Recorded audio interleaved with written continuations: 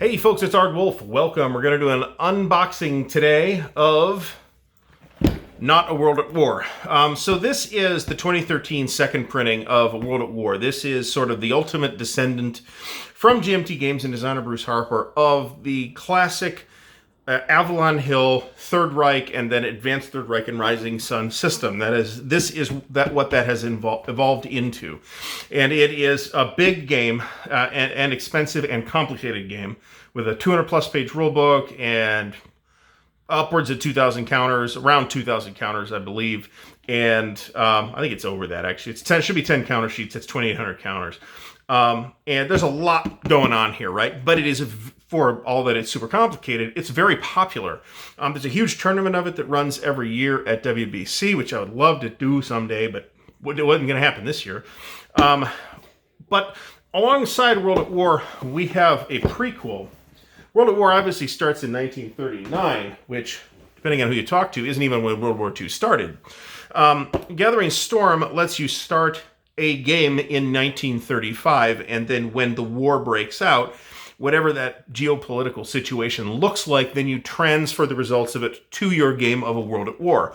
However, Gathering Storm, a 2015 release, only covers Europe. And in fact, the map doesn't even cover all of Europe, but you don't really need to, right? So you're like missing, although World at War is the entire war, Europe and the Pacific, that's going to bother me now. We haven't been able to do the pre-war stuff in the Pacific until the release of this, the brand spanking new Storm over Asia.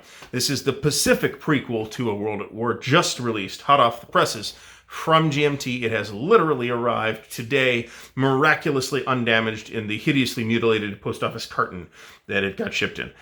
So very handsome box cover by presumably Roger McGowan. Certainly looks like Roger's work. A hot design. I don't know what that means. But here we got, looks like that's supposed to be Mao. That might be supposed to be Chang. I don't see Vinegar Joe Stillwell on the cover here anywhere. But let's open her up and take a look. Very heavy box. It feels like it's very solid, which was the case with Gathering Storm as well. There's a lot in there. This is the new style of extra heavy-duty, thick GMT boxes as well. So let's open her up. Very tightly sealed, as you'd expect. And it's packed to the top. Okay, so there's going to be a lot here, so let's pull that to the side. We have, first of all, the rules of play. This is a matte finish, but full color. Feels like roughly 60-page rulebook. Am I right? Where are the page numbers? Are there no page numbers? Barbarians. Seriously, there's no page numbers, so I can't tell you how many pages it is. I'm going to call it 60 pages. Maybe it's less, but if they wanted to contradict me, they should have put page numbers on it. Project director Bruce Harper on this, design team, bunch of other folks, cover and mapboard art, A Hot Design, Charlie Kibler, Mark Simonich, cover design by A Hot Design. So the cover art is not by Roger McGowan, but it's definitely inspired by Roger McGowan, I will put it that way. Rules are relative. Now, this should pretty much be the same system as the Gathering Storm, which I still haven't figured out. So this gives me the motivation to do that. Small print, fairly dense, very much follows the format of A World at War, actually. In fact, it reminds me more of the A World at War rules format than the other one did. Interestingly, I don't think the U.S. is a player here. I think it's Britain and Japan and China. And we might have some global game stuff, too. Yeah. Detailed global game rules. Okay, so that's not even in this book. So if you thought this was all the rules, you are sadly mistaken.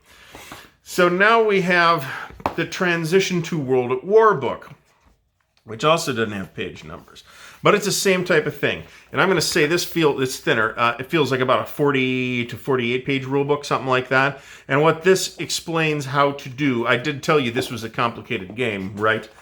What this tells you how to do is when your war breaks out, this is how you turn your Storm over Asia board into your World at War board when hostilities commence.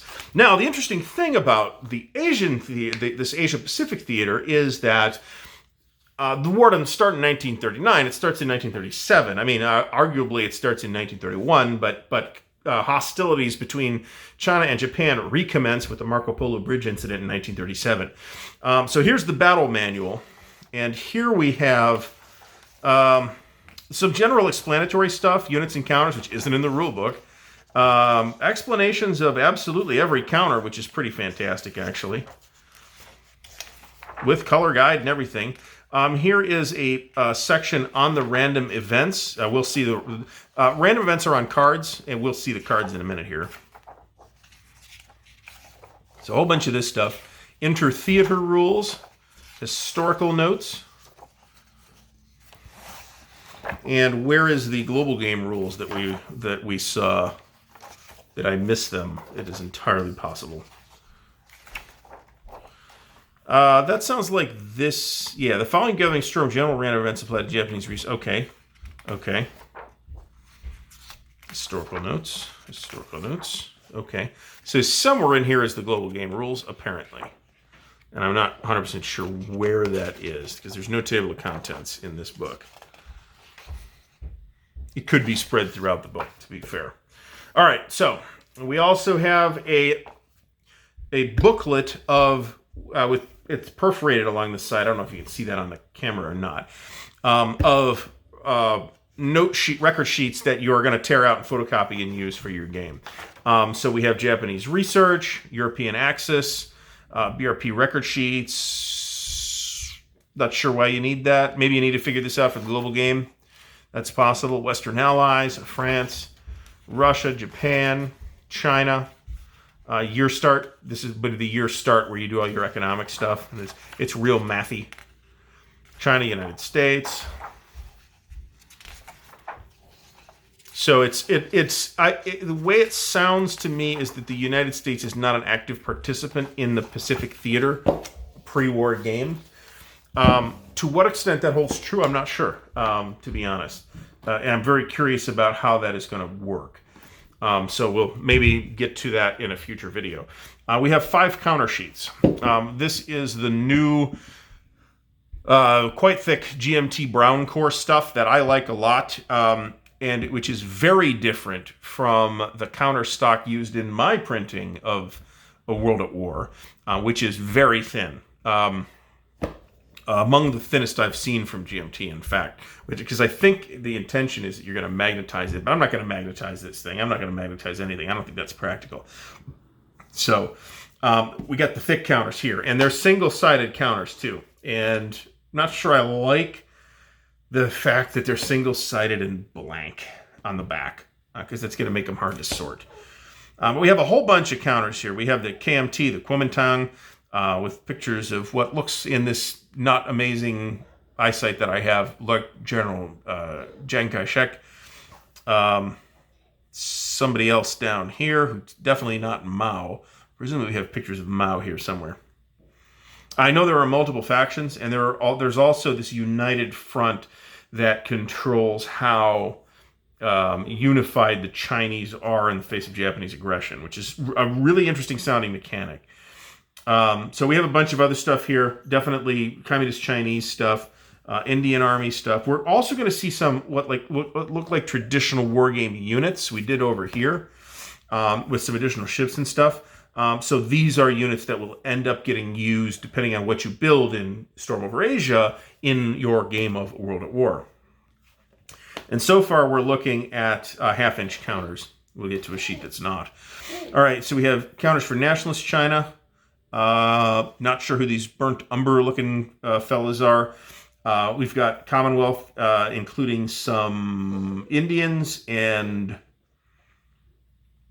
Australia, New Zealand's stuff, and some control markers. And don't know what these guys are. These may be some kind of warlord pieces. Who knows? And then you have these tiles. So these are the tiles, I guess, and these are the activity counters. And these, actually, yeah, these are still single-sided. These are not.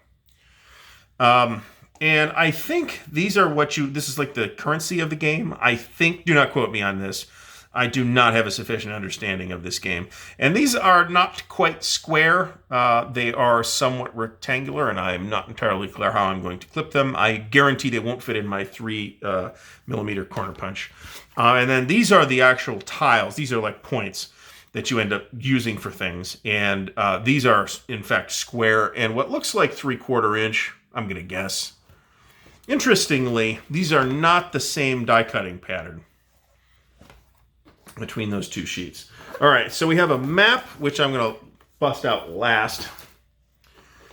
We have some record cards, a whole bunch of stuff, actually. So there's a pad of sheets here, and it looks like it's research for Japan and China and Britain. And I don't know how you're going to employ this, but it's a rather thin pad of sheets. You're going to want to photocopy those, I'm sure. Then we have these displays. So here's one for the United Front. Here's one for the Japanese Army Garrison. Don't know what this means yet either. Here's the Japanese Naval Garrison. Here's Japan's main record card for Storm over Asia. The powers in Gathering Storm get one of these too. And you track a variety of things on here. You track your shipbuilding, and you track the support level, and a bunch of other stuff. We have one for China, which obviously there's quite a bit less to it. Not hugely surprising. Here's one for Britain. There's Rush. Oh, and Rush is on here as well. That's interesting. Okay. And Russian cohesion is on here as well, which I think is something that's in Gathering Storm as well. Okay, so we get some straight up player aids here as well. There's a lot in here, like I said. Straight up player aids. Diplomacy sequence of play. It's rather nice that that's in here. So there's the rest of that. And then, are these identical? No, they're not. Diplomacy sequence of play, diplomacy sequence. Oh, okay. This is for Gathering Storm. This is for Storm over Asia. I know that because they say that at the bottom. That's pretty nice. And there's also a setup card, which I don't remember seeing in Gathering Storm, and a lot of people were confused by how you set the thing up. So Callendale's got some playthrough video with this, I believe. So, and he was, as I recall, quite frustrated by it. But go ahead and watch his video for his opinion. So this actually tells us what to do. I actually rather like the fact that this is here. I mean, it would have been just as good in one of the books. That's fine. All right, and then in the rest of the box, we have 2 decks of cards, which I am going to open up and take a look at, and one of these inserts.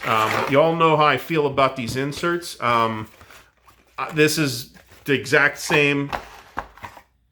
I don't know if we can fit a counter tray and these cards in the box. That's the problem. So I'm going to keep the insert for the moment, but it will almost certainly go in the garbage. All right, so let's take a look at these Warlords cards, because I don't know what those are. That's not something that was in the previous game, obviously.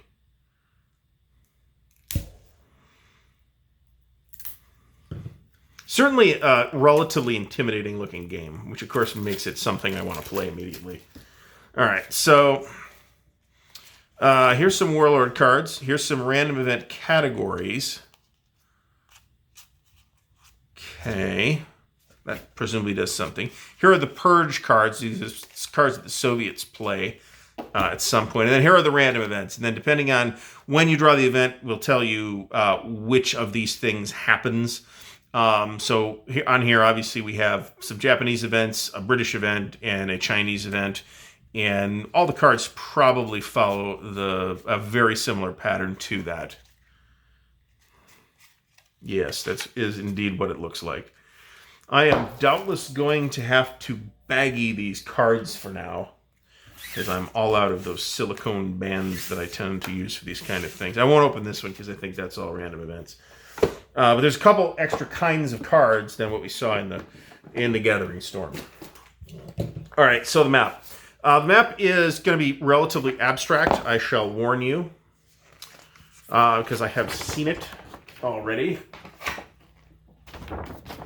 Yeah, I'm trying to get as much of it in the frame as I can.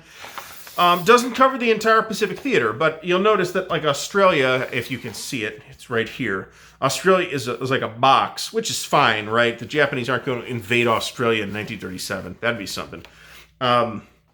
India is kind of semi off the map, but there's still like a play area in India. And then the time track, the big time track on the left-hand side goes from 1935 to 1940.